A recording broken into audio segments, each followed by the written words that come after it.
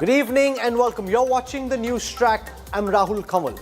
Will the Congress's decision to stay away from the pran pratishtha at the Ram Mandir impact their fortunes in 2024? What does the data say? On this week's edition of the Political Stock Exchange, I'll bring you the weekly tracker that C-Voter runs, where we ask people questions about the decision of the Congress party, what they make of it, and whether this could hurt or help the Congress and the opposition in the Lok Sabha elections. And that's my top focus on the Newstrack tonight.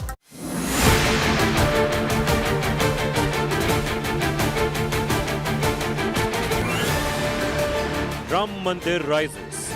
Politics soars. Will declining invite hurt Congress? Will BJP benefit from pran pratishtha?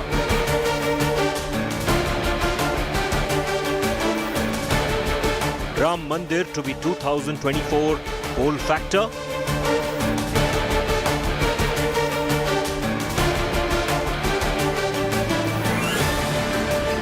Political Stock Exchange. Big focus on Newstrack. 11 days before he leads the Pran Pratishtha ceremony at the Ram Temple in Ayodhya, Prime Minister Modi has embarked on an Anushtan. According to Hindu Shastras, Pran Pratishtha is a detailed ritual with specific rules which need to be followed before the ceremony. Prime Minister Modi will be on an 11-day fast and be conducting rituals like the Brahm Muhurat Jagran and various prayers. We try and detail that for you.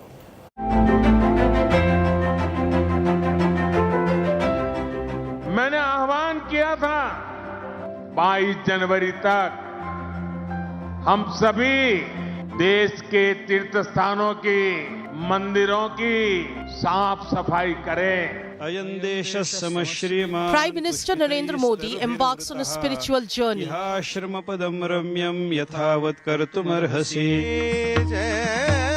The countdown to the historic inauguration of the Ram Temple has begun. The Prime Minister turns a participant in the divine choreography of faith. मेरा सौभाग्य है कि मुझे भी इस पुण्य अवसर का साक्षी बनने का अवसर मिल रहा है. ये मेरे लिए कल्पनातीत अनुभूतियों का समय है. मैं भावुक हूं, भाव विह्वल हूं. मैं पहली बार जीवन में इस तरह के मनोभाव से गुजर रहा हूं. मैं एक अलग ही भाव भक्ति की अनुभूति कर रहा हूं. मेरे अंतर मन की ये भाव यात्रा मेरे लिए अभिव्यक्ति का नहीं, अनुभूति का अवसर है. As the faithful unite in prayer, Prime Minister Narendra Modi, guided by ancient scriptures, steps into the sacred tapestry of the Ram Temple inauguration. The Prime Minister stands at the confluence of devotion and duty. In an audio message, Prime Minister Modi announced starting a special ritual for 11 days in the lead-up to the Pran Pratishtha in Ayodhya. मैं आज से 11 दिन का विशेष अनुष्ठान आरंभ कर रहा हूं. इस पवित्र अवसर पर मैं परमात्मा के श्री चरणों में प्रार्थना करता हूं, ऋषियों मुनियों तपस्वियों का पुण्य स्मरण करता हूं और जनता जनार्दन जो ईश्वर का रूप है उनसे प्रार्थना करता हूं कि आप मुझे आशीर्वाद दें ताकि मन से, वचन से, कर्म से मेरी तरफ से कोई कमी ना रहे. A spiritual odyssey detailed in ancient texts before the consecration. Prime Minister Modi follows the arduous guidelines till the sacred ceremony. Transcending the temporal, Prime Minister Modi seeks the benediction. जब 140 करोड़ देशवासी उस पल में मन से मेरे साथ जुड़ जाएंगे और जब मैं आपकी ऊर्जा को साथ लेकर गर्भगृह में प्रवेश करूंगा तो मुझे भी एहसास होगा कि मैं अकेला नहीं, आप सब भी मेरे साथ हैं। The Prime Minister treads a path paved with faith. मेरी माँ जीवन के अंत तक माला जपते हुए सीताराम का ही नाम बजा करती थी। व्रती के तौर पर 11 दिनों तक अनुष्ठान की जो विधि होती है, उस विधि के अनुसार वो पूजन पाठ करेंगे, हवन करेंगे, यजन करेंगे, अर्चन करेंगे, वंदन करेंगे। ये हमारी परंपरा है। हमारे हिंदू धर्म, सनातन धर्म की जो परंपरा, उस परंपरा का परिपालन करते हुए मोदी जी 11 दिनों के बाद यहाँ पर उपस्थित होंगे 22 जनवरी को। A convergence of spirituality and tradition ahead of the momentous occasion on January 22nd in Ayodhya. Bureau Report, India Today.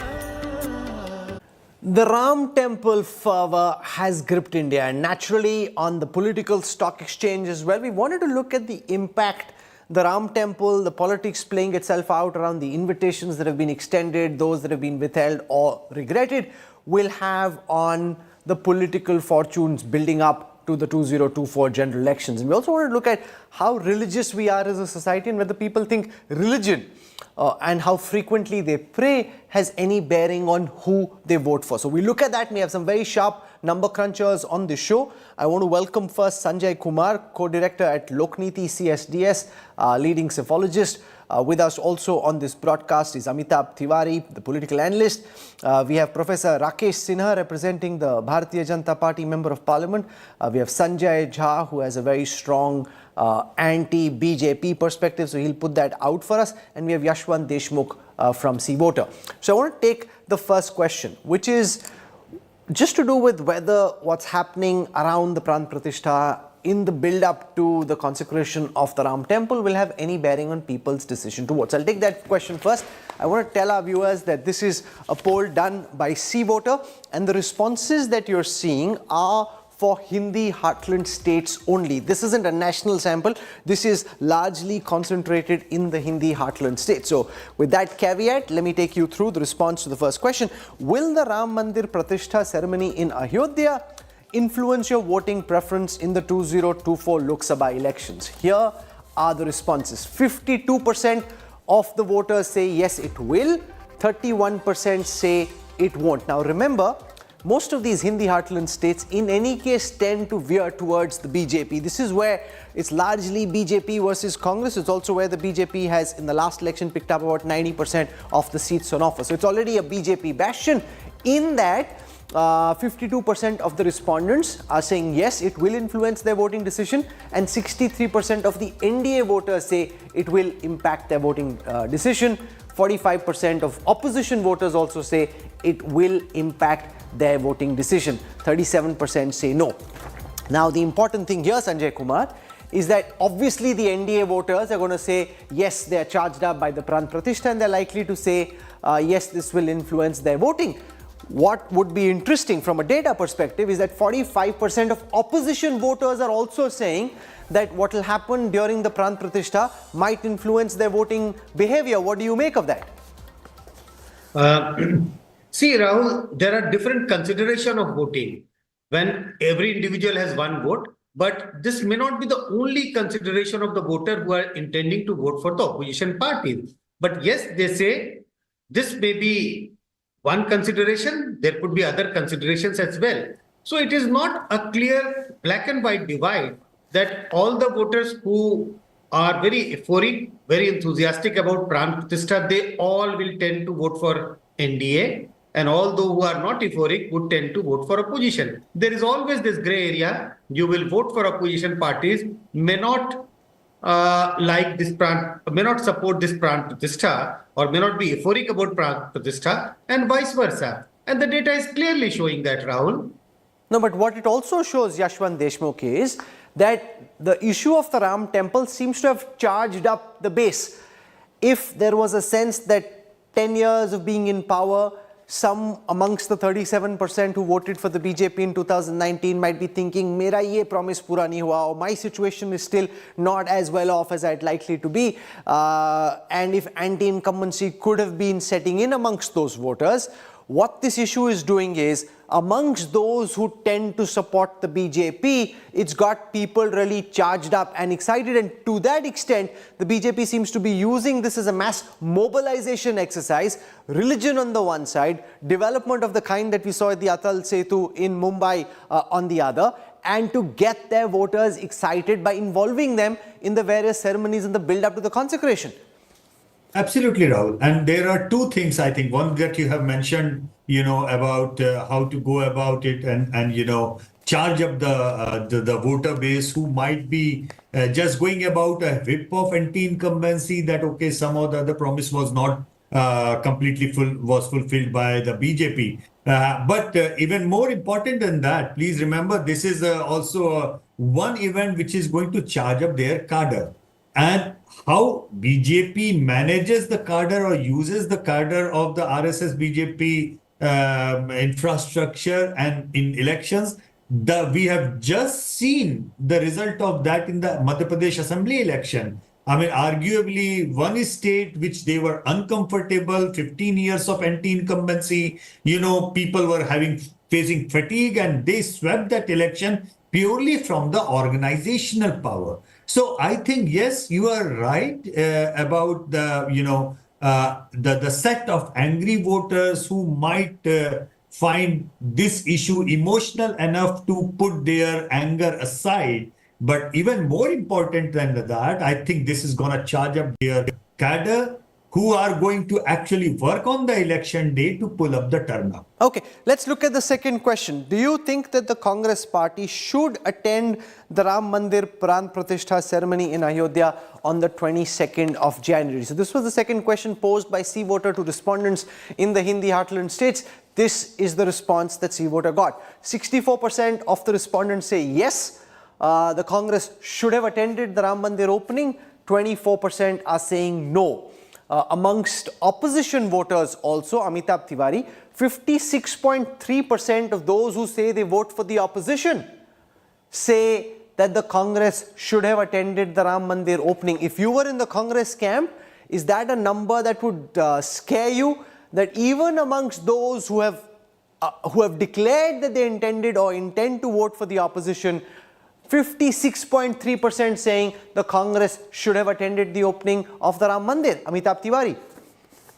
Yeah, I think this is in line with what we have been discussing over the days on your channel, that the decision of the Congress party not to attend could actually backfire. So we are seeing that even amongst the opposition voters in the Hindi heartland states, almost more than half of the population or their voting population sees that the Congress not attending is probably not sending a right message. And on an overall basis also, this is impacting almost 2/3 of the voters, with 1/3 saying no or don't know. So in the Hindi heartland states, of course, one can argue that BJP already has a lot of seats, 187 out of 225.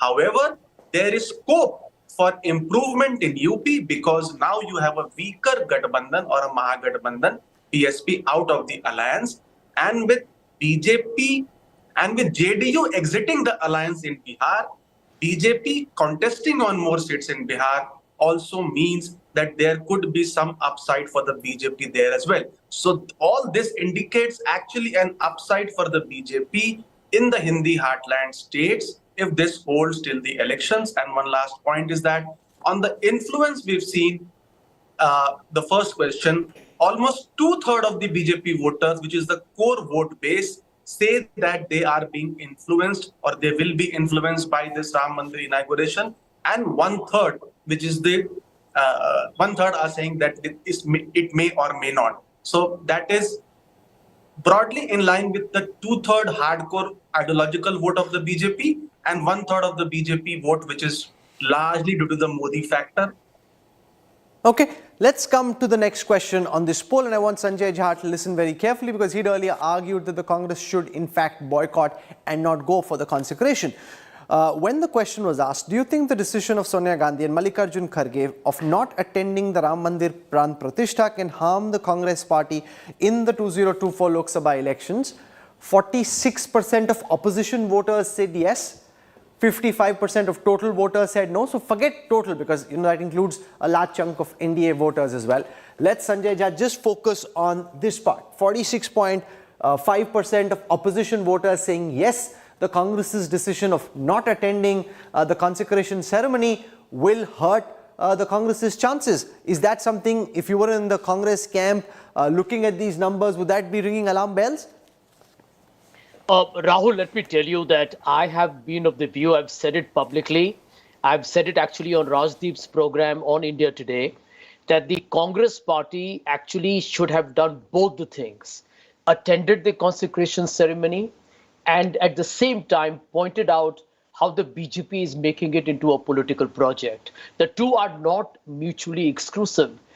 As we all are aware, we are all seasoned people here on your program today, and you're a veteran reporter and an editor. Everybody knows, we are not born yesterday. The BJP is trying to appropriate a religious event and giving it a political slant. That's the reason why the Shankaracharyas is not coming, right?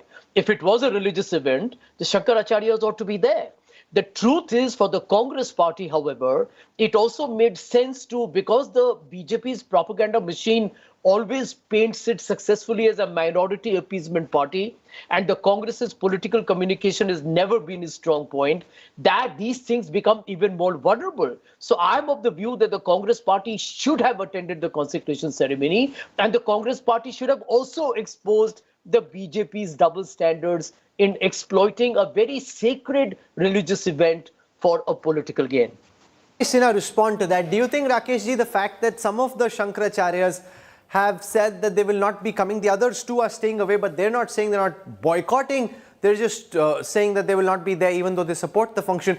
Do you think some of that has marred the BJP's effort to put the Congress and the opposition on the mat? You were saying, why aren't you coming? Now the Congress is turning around and saying, but Shankaracharya ji bhi to nahi aa rahe. The reasons for the Congress party and its allies not to attend the pran pratishtha is something different. Their new creed is anti-Hindu, and they have cleansed all the people who were supporters of the cultural nationalism. You remember, Rahul, during the Somnath temple inauguration, when Babu Rajendra Prasad, the President of India, attended that, Nehru opposed it. But Sampurnanand, people like Sampurnanand was the Chief Minister of Uttar Pradesh sometimes. Kanhaiyalal Maniklal Munshi was the Cabinet Minister of Nehru government. Sardar Vallabhbhai Patel always supporting that culture festival. That was Somnath, the Jirnodhar of the Somnath temple. So the Congress had two wings. One Nehruist, other was non-Nehru wing that supported the culture nationalism. But over the years, the culture nationalists and those who supported India's culture heritage, India's legacies, India's prosperity in the spiritual field, they have been completely ousted from the Congress party. Now what Sanjay Jha is suggesting is strategic. It's a question of passion for the Ram temple. It is not the passion. He's giving instrumental advice to the Congress. You attend and oppose. Question is that this is the inauguration of the Ram temple. And Prime Minister of India is the Prime Minister of India. He's not only a BJP leader. He's doing that. That time Babu Rajendra Prasad was doing that, was the President of India. So when you are boycotting, you are giving a message to the Indian people that you are still alienated from the India's cultural heritage. Second important thing, that whatever the electoral prospect, we are less bothered because our Prime Minister Narendra Modi's action and vision are sufficient to get 400 seats. Here I am telling that this event is going to impact the India's party system. We have the party system democracy. In that party system, now there is a clear-cut division. Those who are going to be supporting 370, retaining 370, they are opposing the inauguration of Ram Temple. They are the people who are supporting the Breaking India group. So Rahul Gandhi, Priyanka Gandhi, Sonia Gandhi and their allies like RJD or some other parties, they all are betraying the India's great grand cultural event. No, this is not only Sanjay Kumar wants to respond to what you're saying, but yes. One sentence. This is not only Rahul, can I quickly respond to him? No, Prime Minister Modi should be credited that he created a very harmonious situation in the country. And after the Supreme Court decision, this is a civilizational event. We are retaining, regaining, reconnecting our civilizational heritage. And that Congress party is betraying that civilizational event. It should not only condemn people of India, posterity of India would reject Congress party in future. The Congress party runs the risk of coming across as irreligious or anti-religious even by choosing to stay away. That's the charge the BJP will fling the Congress's way again and again, Sanjay Jha. Rahul, this is the point here. The BJP yesterday put out a poster which tells you the basically it is a political project, right? They put out a poster with all the faces of the opposition leaders calling them anti-Sanatan, which happened within 24 hours of the Congress making a statement that it was not going to attend the pran pratishtha. Here is the question. End of day, that told you that this is a political project for the BJP. And number two, anti-Sanatan, I think Mr. Sinha should know, even I'm a Hindu and even he's a Hindu, I'm also a practicing Hindu, by the way. The truth of the matter is, the Shankaracharyas whom I believe in are higher in my esteem in terms of Hinduism than an Amit Shah or a Mohan Bhagwat or a Narendra Modi. And they have been there for 2,500 years. And they're saying you are being anti-Sanatan by not following the traditions, the protocol and the decorum of the Hindu faith in inaugurating an incomplete temple. You have a lot to explain, Sinhaji. You can't dodge it by hollow rhetoric here. Okay, I want to, because I don't want to make this a tutu meme and a regular political show. I want to focus on the data over here. 30 seconds on Okay, 30 seconds. 30 seconds, I want to focus on the data. Yes. Hindu spiritual thought is not a unified. It is there is a lot of diversity. We have a spiritual pluralism. So there is interpretation of Panchan, there is interpretation of the inauguration, there is interpretation of the temples. So this is a democratic religion. This is not a theocratic and authoritarian religion. That is a point. Oh. So you go for the marriage time, you will find that Mithila Panchang is saying something, Banaras Panchang is saying something. So I think this is a project. This is a civilizational project, more than religious project. This is a civilizational project which we are pursuing, accomplishing. An entire nation is Prime Minister Narendra Modi. But the question is, the civilization just looked at from a Hinduism or Hindutva point of view, or does the civilization include other religions as well? And what do they think of what you're calling a civilizational project? But that's a matter of another debate, and I don't want to get into that right now. I want to focus on the data. Do you think that other leaders of the opposition India alliance will also now follow the Congress party and decide not to attend the Ram Mandir Pratishtha ceremony? Let's see what the responses to this question have been.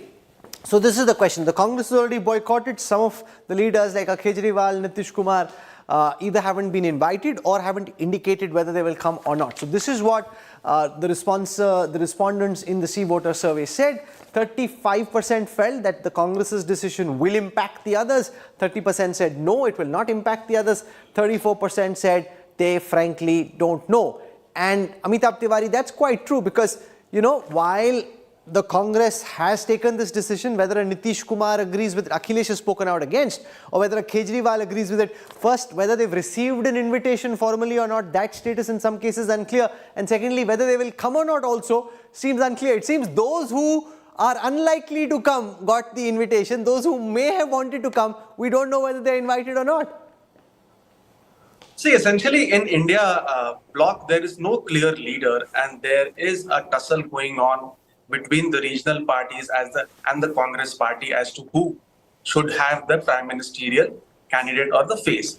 Now here this question easily shows that there is no clarity even amongst the opposition supporters, or even the opposition voters are not sure whether the India bloc parties will adhere to the decision of the Congress party of boycotting this event. That's why we see when there is a 45% plus number in all your three previous questions, saying that it will harm the party, they should have gone and attended, and it would influence their voting behavior. In this question, we see a one-third. So it's essentially showing that the voters, including the India bloc voters, are not sure whether to go by or adhere to the Congress decision, because they are probably aware of the backlash or the repercussions which it could have if they do not attend. Let's look at that for a moment. Yeah. Amongst those who said they voted for the opposition or want to vote for the opposition, will the decision of the Congress not to attend lead to an impact on the other parties? If we have that question on the screen. Question number 3. Do you think the decision of other leaders of the opposition India alliance will also follow the Congress strategy of not attending the Ram Mandir pratishtha ceremony? Frankly, it's quite divided, and even the voters quite uncertain about whether the Congress's decision will or will not impact the others. Now, I come to the next question. And this question is, if the opposition India alliance adopts the strategy of not attending the Ram Mandir pratishtha ceremony, will it benefit or harm the opposition alliance in the 2024 Lok Sabha elections? Here, 52% of overall respondents say it will harm the opposition alliance, 27% say it will benefit the opposition alliance, 1 in 5 say they don't know. Amongst the opposition voters, 42% say it will harm the India alliance. Yashwant Deshmukh, what do you make of these numbers? Because the Congress says those who are enthused by the consecration of the Ram temple are already likely to be BJP voters, and therefore by joining the BJP in this celebration, we appear to be BJP light or Hindutva light. At least this way, we've taken a strong ideological stand and shown that the Congress is different from the BJP. Yashwant. Well, purely from the numbers perspective, Rahul, I mean, I don't get their strategy correct. Sanjay might be completely disagreeing with me, but whatever ideological positioning that they are taking or the point that they are trying to prove, it will only add up to the, ironically and unfortunately, the anti-Hindu image which they are so this image is what, even as per their own leaders, A.K. Antony's fact-finding committee after the 14 debacle, and they themselves clearly accepted and analyzed that it is the image that BJP and the RSS narrative-building machine has imposed on Congress, pasted on Congress, that they are anti-Hindu party. They had to do away with that. Unfortunately for them, I believe that this step is actually going to help the BJP to... Sanjay Jha, respond to Yashwant Deshmukh's argument that this feeds into what A.K. Antony and his committee found after the rout in the 2014 elections, that the party got perceived as being anti-Hindu. Here was an opportunity to say, no, we're not anti-Hindu, we're as enthused by the consecration of the Ram temple as everyone else is. By staying away, you are helping the BJP build the narrative in the heartland that the Congress is an anti-Hindu party. Sanjay Jha. Rahul, I tend to completely agree with Yashwant. In fact, that's why I have been very vocal on this subject. I have been very categorical, and I'll repeat myself, and I'm not going to change my stance over the coming weeks. My stance has been that the Congress party, by not going to Ayodhya on January 22nd, is only helping, unfortunately for itself, to play into the BJP's playbook. Because you are actually allowing the BJP to appropriate the entire ceremony, when in fact the truth is that the Congress party is as much a secular liberal party that should be part of a ceremony that is affecting 80% of the people of India who are the majority faith. And yet the Congress party could have also gone to town and said, this is such a sacred and a pure ceremony. It's a historic occasion, and it's unfortunate that the Shankaracharyas are not there, that the President of India is not invited. And we believe that that is something that needs to be yet questioned. So I think the Congress party could have actually, in my opinion, had a double whammy in its favor. By not going there, this is exactly happening what you're showing on your screen. Now, it's possible, and I do believe that any political party ought to be able to address these challenges. But my experience with the Congress, Rahul, has been, and I think you'll agree with me, that the party's political ability to communicate its way through the BJP onslaught has never been very impressive. Can you imagine 10 years after 2014, the impression that the party is an anti-Hindu party or a minority-appeasing party still holds? And that's a tragic manifestation of a party that hasn't understood the real politic of the day. Sanjay Kumar, this data set which suggests that 42% of opposition voters think that the decision to stay away, if all of India Alliance adopts this, will harm the opposition. Do you buy that argument? One is that at least we're drawing a clear ideological divide. The other is, this is not so much just about the Ram Mandir, because the large majority is the Hindu majority, and therefore you can't antigonize them all and just keep the minority with you. You have to take them along and focus on unemployment, focus on growth, focus on issues which you think can help bring voters to your side. Rahul, I fully agree that this is going to damage Congress because what is happening, 2014 election, Congress lost because at the time the charges of corruption, the charges of price rise, etc. But I think the biggest damage, that's over. But the biggest damage to the Congress has been the image of Congress as anti-Hindu or you can say pro-minorities. This tag Congress has not been able to do away with.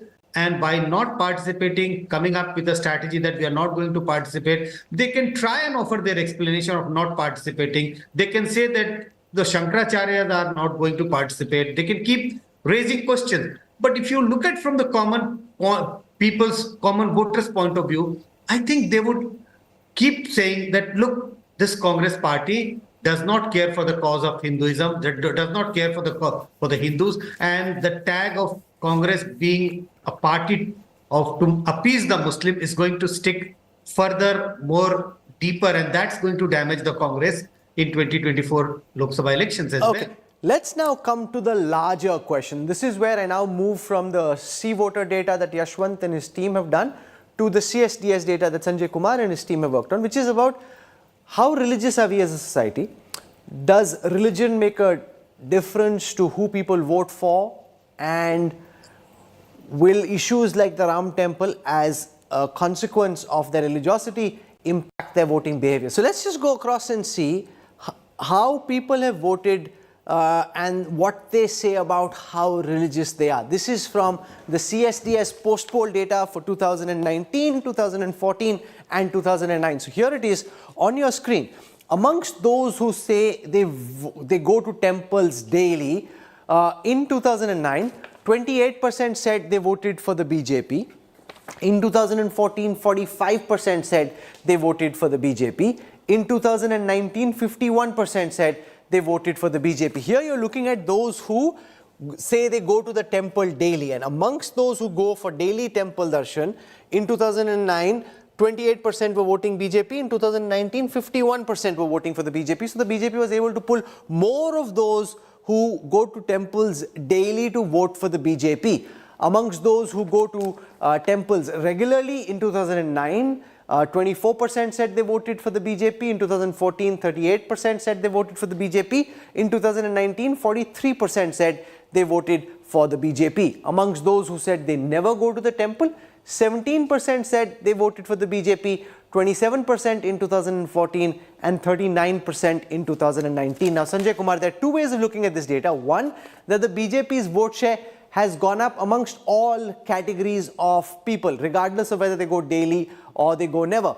The other way to look at it is, amongst those who are going daily, now the BJP is pulling far more people than it was able to pull in 2009. No, absolutely, Rahul. You have clearly explained the data. There's a clear trend. And what is the trend?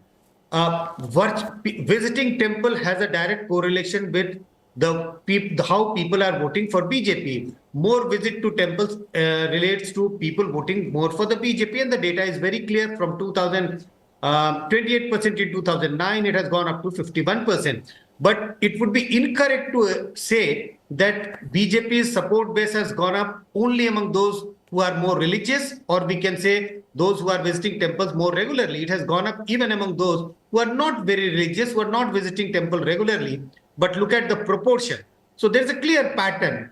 More visit to temple means it is an indication, one of the indication that people have become more religious. And those who are becoming more religious have voted for BJP, at least in the past elections. The other way, Amitabh Tiwari, of reading this trend line, the more religious you are, the higher your propensity to vote for the BJP. The less religious you are, the lower the propensity. BJP is increasing amongst all categories of people, regardless of whether they're going to the temples or not. But amongst those who are on this side of the graph, who go daily or regularly, the BJP is pulling many more than amongst those who are not going as frequently, even though amongst all categories, their vote share is going up. Yeah, that is one way to look at it, Rahul. However, the difference is not significant. If you see that the BJP has increased it's support based amongst people who are rarely going or were never going to temple by a higher percentage, because it has more than doubled from 18 to 42 and 17 to 39, vis-a-vis people who are going to temple daily or regularly, because the increase here is not 100%, it is less than 100%. So what this shows is that BJP is able to attract not only highly religious voters, but also people who are not that religious, and that is primarily, again, indicates to the larger breakup of the BJP support, which is again 2/3 of its hardcore ideological vote and 1/3 primarily because of the leadership. This is what I could gather from the Okay, data. Yashwant wants to come in there. Obviously, and one more data can point, be spliced and diced in different ways. Yashwant wants to give us his interpretation on the correlation between religiosity and propensity to vote for the BJP. Rahul, I would like to use the mechanism of deduction actually from the other way around. The way I'm looking at this data is what Sanjay has been red flagging for the Congress, that basically the big number of religious people who are voting for the opposition parties, that is going down. Correct. I would like to look at it from the different perspective. BJP is scoring, that's a different thing. What I look into this data is that the opposition parties also used to command huge number of voters who were deeply and rightly religious, particularly in the Hindi heartland and elsewhere as well. But this data clearly suggests that over a period of time, Dr. Sanjay Kumar's data clearly suggests that over a period of time, it is red flagging that thing. What Sanjay Jha's red flagging was, that you are losing that part of that important vote chunk. They used to support you, but you are pushing them away. Now, this is very important because everyone has such strong opinions on the consecration, the pran pratishtha. Nobody quite certain of how this plays out electorally. You at least get a sense of how people wrap their heads around these questions. So now, first we looked at those who go to temples. Now let's look at those who pray.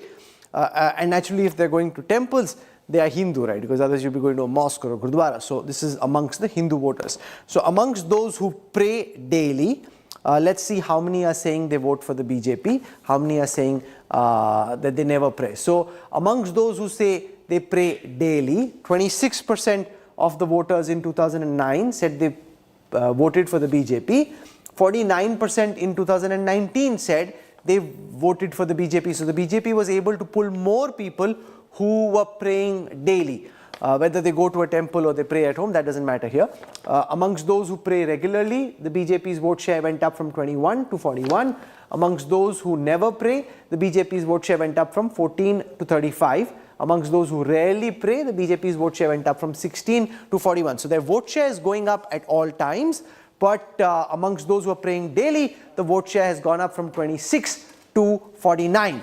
I want to bring in Rakesh Sinha on this question of how the BJP is pulling a bigger percentage of those who go to temples, who pray daily, than the opposition is being able to.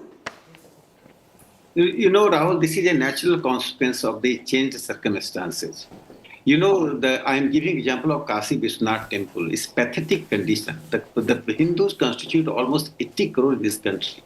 They're one of the biggest temple, one of the most revered god, was in such a pathetic condition.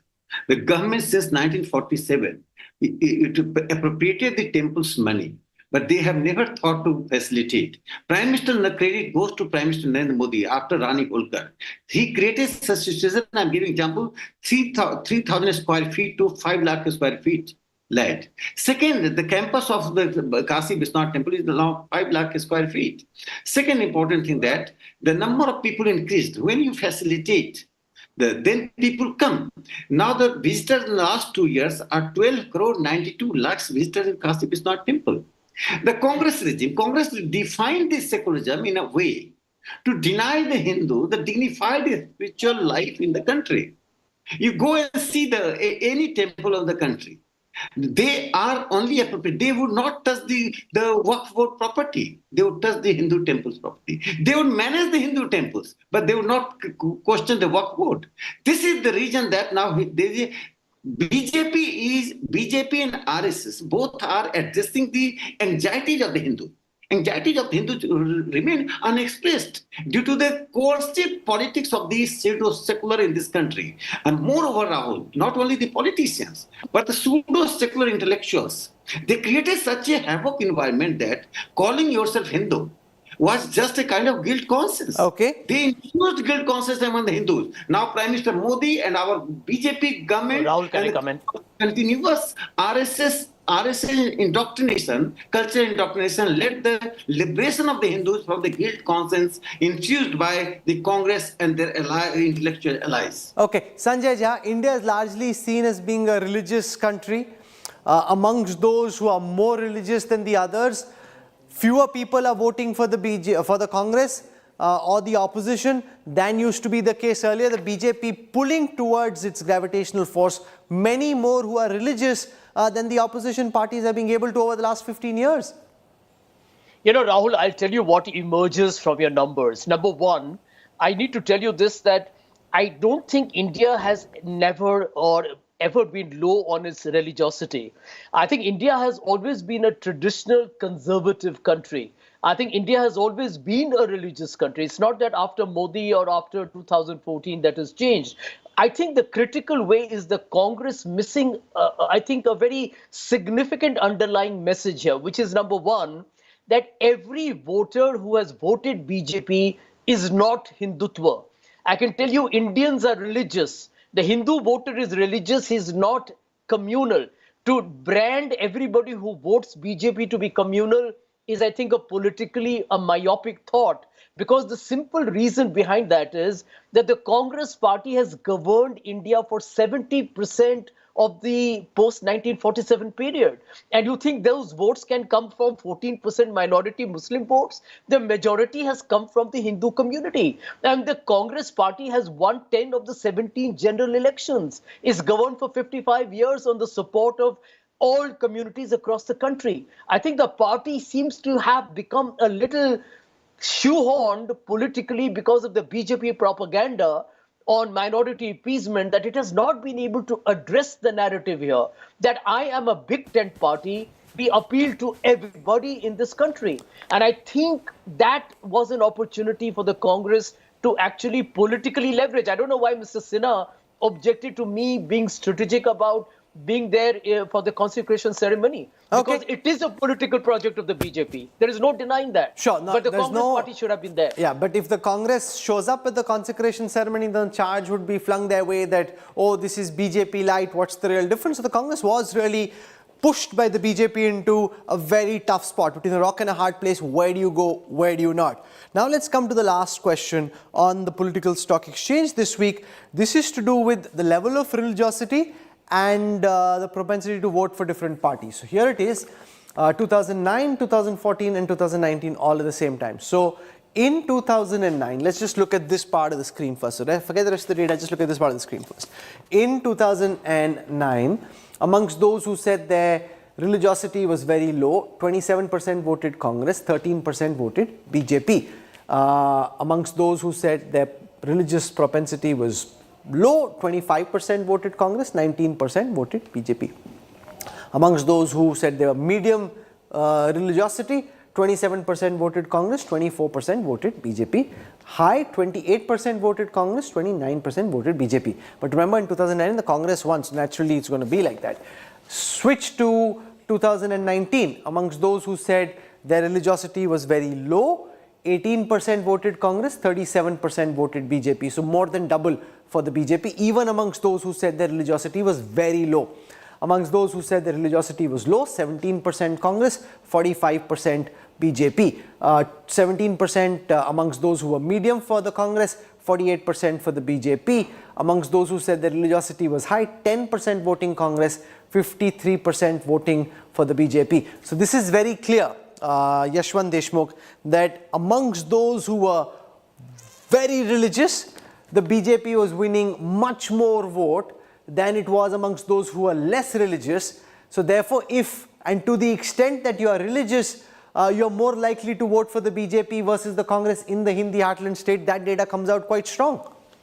Absolutely, and you can see the drop particularly on the bottommost lines, and that also tells you one more story, Rahul, that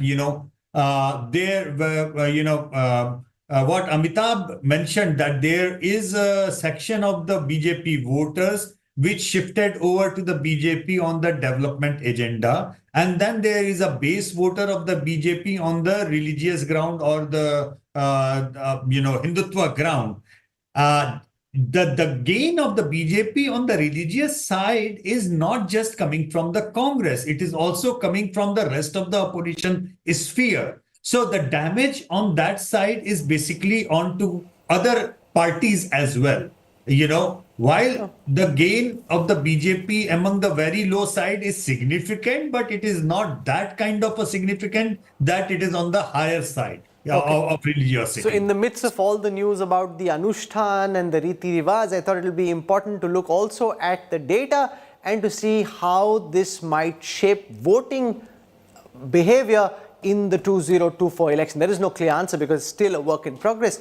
But I think between Yashwant Deshmukh and Sanjay Kumar, what their data has been able to give is some insights into how people think about these issues, and I appreciate all our guests for joining us and sharing their insights with us on what's been, to my mind at least, a highly insightful conversation. So thank you for that. We're slipping into a break. I hope you enjoyed this week's edition of the Political Stock Exchange. We'll keep doing this every week as we build up to the Lok Sabha elections. I'll have more for you when we come back later. Stay with us. We're back in a moment.